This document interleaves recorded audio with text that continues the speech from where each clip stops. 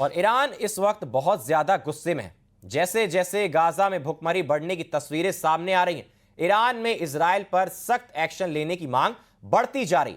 अब तो इराक से सबसे बड़ा जो उनके सबसे बड़े धर्मगुरु हैं, उन्होंने भी कह दिया है कि अरब देशों को मिलकर इजराइल को रोकना चाहिए। सवाल है कि क्या गाजा को लेकर नया युद्ध शुरू होने जा रहा है? देखिए खास रिपोर्ट।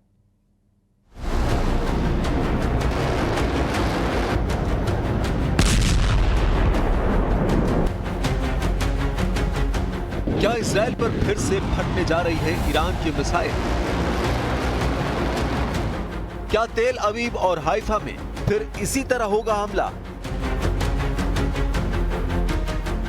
क्या ईरान की मिसाइलों के आगे फिर ढह जाएगा इजराइल का डिफेंस सिस्टम?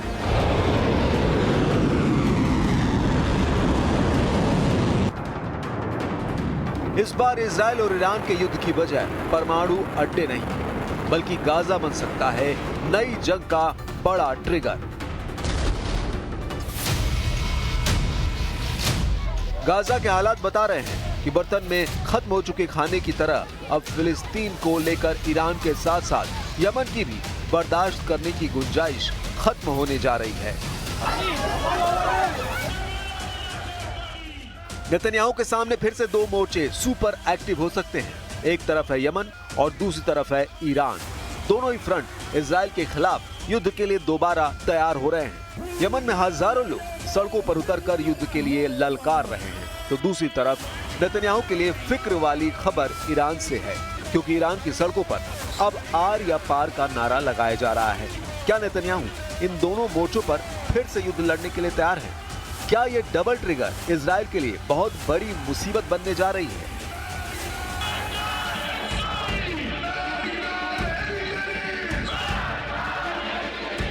ईरान का गुस्सा देखने लायक है। तेहरान की सड़कों पर लोग उतरने लगे हैं, लेकिन इस बार इजराइल पर गुस्सा गाजा को लेकर फट सकता है। ट्रंप के पुतले और अमेरिका के खिलाफ नारेबाजी देखी जा सकती है।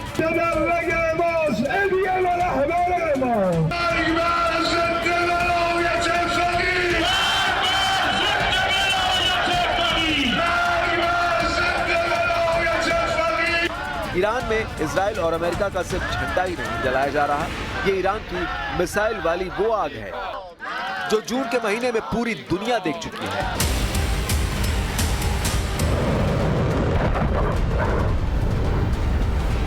जब ईरान ने तेल अवीव और हाइफा के साथ इजराइल में कई ठिकानों पर मिसाइल दागी थी और ऐसे हर धमाकों की गूंज अमेरिका तक सुनाई थी। अब ईरान में मांग उठ रही है कि इजराइल को सबक सिखाना जरूरी है, क्योंकि गाजा में लाखों लोगों का खाना पीना बंद कर दिया गया है और अगर ईरान ने इस मौके पर इजराइल पर एक्शन नहीं लिया तो गाजा में लाखों लोगों की मौत होना तय है।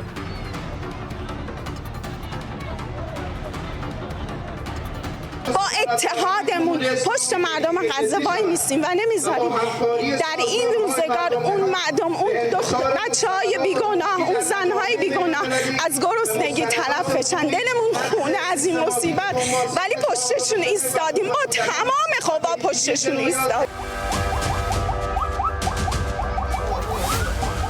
गाजा में भूख वाला संकट गहराने लगा है। 2025 में मार्च से अब तक 100 से ज्यादा लोगों की मौत सिर्फ भूखमरी से हो चुकी है। इस वक्त हजारों लोग मौत की चौखट पर पहुंच चुके हैं।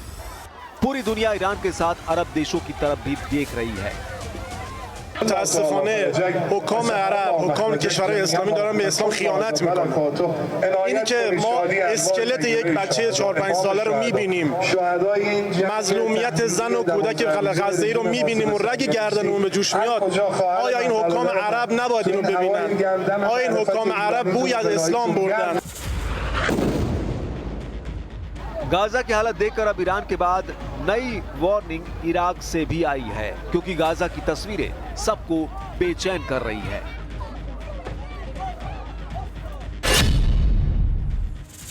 इराक में अयतुल्ला अली सिस्तानी ने अरब और इस्लामिक देशों से कहा कि गाजा में बच्चों, बीमारों और बुजुर्गों को नहीं बख्शा जा रहा।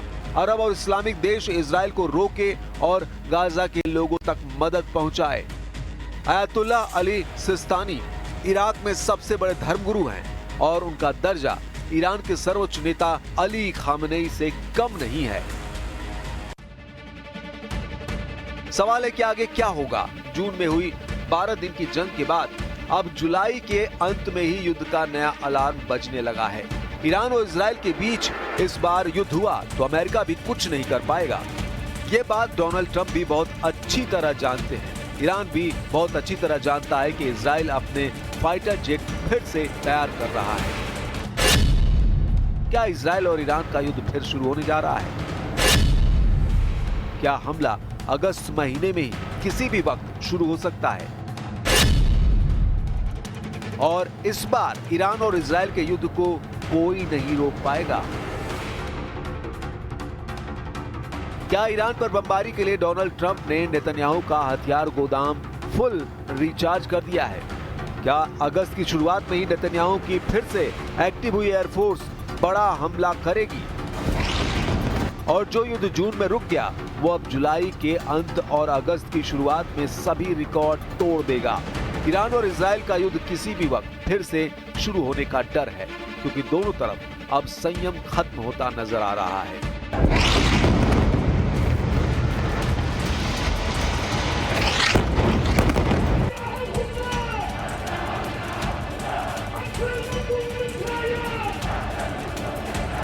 ये यमन की राजधानी सना है और ये इलाका सबीन चौक के नाम से जाना जाता है।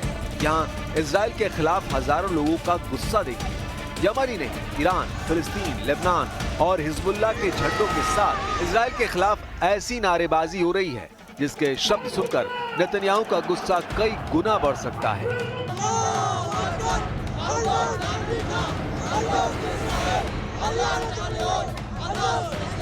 خرجنا اليوم أمام إخواننا في فلسطين نقول لكم لن نتهاون ولن نتراجع ولن نكل ولن نمل وثابتون ثبوت الجبال الرواسي لأن اليهود يريدون استباحة الأمة كلها ومقدساتها بأكملها.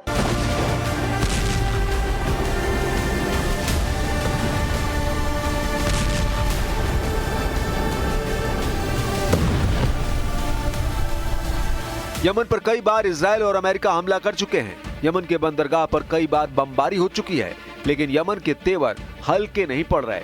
यमन के लोग इजराइल के खिलाफ युद्ध लड़ना चाहते हैं। इजराइल यहाँ से 2000 किलोमीटर दूर है और इन लोगों और इजराइल के बीच सऊदी अरब की जमीन है।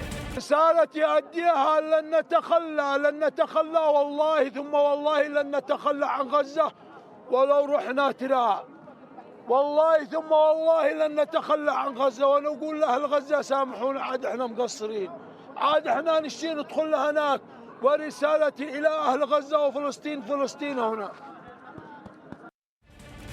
इसीलिए कहा जा रहा है कि नेतन्याहू के सामने फिर से दो मोर्चे सुपर एक्टिव हो चुके हैं। एक तरफ है यमन और दूसरी तरफ है ईरान। दोनों ही फ्रंट इजराइल के खिलाफ युद्ध के लिए दोबारा तैयार हैं। यमन में हजारों लोग सड़कों पर उतरकर युद्ध के लिए ललकार रहे हैं, तो दूसरी तरफ नेतन्याहू के लिए ईरान बड़ा सिरदर्द बन सकता है, क्योंकि ईरान की पब्लिक भी अब आर या पार के मूड में है। सवाल है कि क्या नेतन्याहू इन दोनों मोर्चों पर फिर से युद्ध लड़ने के लिए तैयार हैं? क्या ये डबल ट्रिगर इजराइल के लिए बहुत बड़ी मुसीबत बनने जा रहा है? 650 दिन के युद्ध के बीच गाजा में मौत लगातार नाच रही है। खंडहरों और कंक्रीट की तहस नहस हो चुकी बस्ती में कब, कहां और कितना बड़ा बम गिरेगा ये सिर्फ नेतन्याहू जानते हैं। गाजा पर सैकड़ों किलो का बम जब गिरता है तो ऐसा धमाका होता है और फिर होता है हाहाकार। 22 महीनों का युद्ध और अब तक 59,000 लोगों की मौत। गाजा में मौत का मीटर चलता जा रहा है इजराइल का ग्राउंड ऑपरेशन। 59,000 लोगों की मौतों के साथ सवाल है कि इस युद्ध को जीत कौन रहा है, क्योंकि हमास की पूरी लीडरशिप खत्म होने के दावे के बीच इजराइल को जून और जुलाई में लगातार ऐसे झटके लगे हैं जिसने नेतन्याहू के मिशन गाजा को इजराइल की सेना के लिए जलेबी बना दिया है। इजराइल के कई सैनिक हमास के हमलों में मारे गए हैं, लेकिन नेतन्याहू ने अपने ऑपरेशन पर ब्रेक लगाने से साफ इनकार कर दिया है, क्योंकि डोनाल्ड ट्रंप से भी इजराइल को लगातार मदद मिल रही है।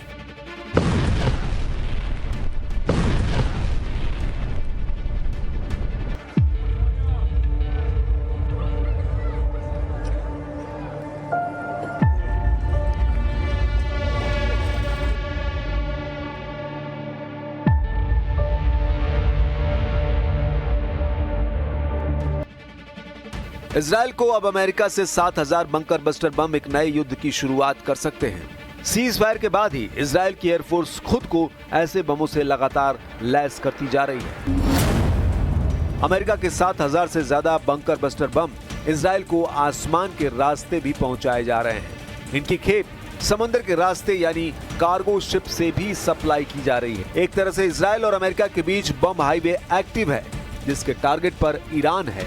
यह डोनाल्ड ट्रंप का नेतन्याहू को बहुत बड़ा धमाकेदार तोहफा है। डर है कि इस तोहफे के पीछे ईरान से युद्ध का दूसरा राउंड लड़ने की तैयारी कर ली गई है। यही वजह है कि इजराइल की एयरफोर्स फिर से सुपर एक्टिव मोड में है। इजराइल के एयरबेस पर लगातार काम चल रहा है। यह है अमेरिका से सप्लाई किया गया MK-84 बंकर बस्टर बम। इसी बम से इजराइल ने अब तक गाजा के कोने कोने को मिट्टी में मिलाया है और ईरान पर भी ऐसे ही बमों से हमले किए गए हैं। लेकिन जुलाई को लेकर ट्रंप और नेतन्याहू की जो तैयारी है वो एक लंबे युद्ध की तरफ इशारा